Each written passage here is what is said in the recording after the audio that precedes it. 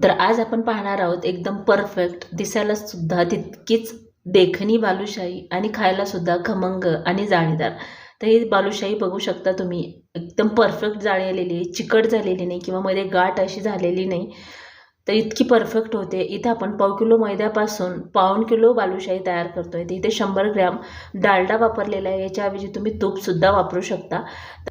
इथे मी वजनी आणि चमच्याचं दोन्हीही प्रमाण सांगितलेलं आहे. आणि 1.5 ग्लास मैदा म्हणजेच पाव किलो 250 ग्रॅम हा मैदा आता छान चाळून घ्यायचा आहे.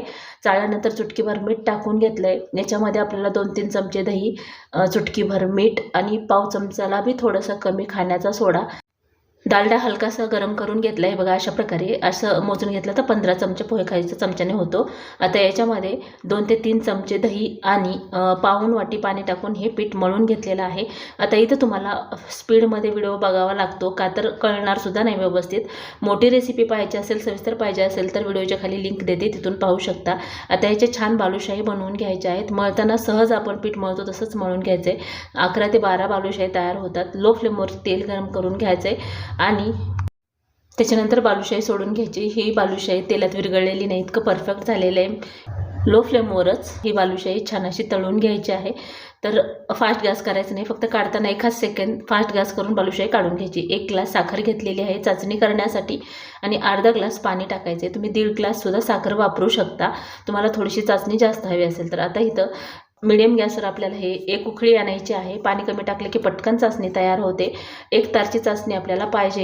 इथं खूप कडकडीत चाचणी बालुशावर टाकायची नाही, कोमटपेक्षा थोडी गरम चाचणी पाहिजे. ही चाचणी आपली परफेक्ट तयार झाल्यानंतर बालुशावर टाकायची आणि 10 ते 12 मिनिट म्हणजेच एका बाजूला 6 मिनिट, दुसऱ्या बाजूला 6 मिनिट अशा प्रकारे 2-3 वेळा बालुशाही पलटून घ्यायची आणि त्याच्यानंतर एखाद्या चाळणीवर ठेवून घ्यायचे. आणि सुकल्यानंतर इतकी परफेक्ट आणि मस्त ही बालुशाही होते, वाटणार नाही आपण ही घरी बनवलेली आहे. तर छोट्या व्हिडिओमध्ये एवढं सविस्तर सांगता येत नाही, त्यामुळे दिवाळीला रेसिपी बनवण्यासाठी मोठ्या व्हिडिओला नक्कीच भेट द्या.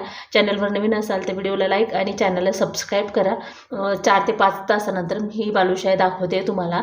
जेव्हा कोरडी होते दुसऱ्या दिवशी, त्या दिवशी बिलकुल त्यामध्ये असं चाचणी राहत नाही, इतकी कोरडी होते. का तर बऱ्याचशा रेसिपी असतात ते पोळीला की तळलेल्याच असतात आणि सर्वच अतिशय गोड खायचं म्हटलं की नको वाटतं. त्यामुळे अशा प्रकारे बालुशाही तुम्ही ही नक्की ट्राय करा, इतकी परफेक्ट होते. आणि 2 जरी बालुशाही खाल्ल्या ना तरी कंटाळा येणार नाही, इतकी छान ही बालुशाही झालेली आहे. तुम्हाला सुद्धा नक्कीच आवडणार आहे.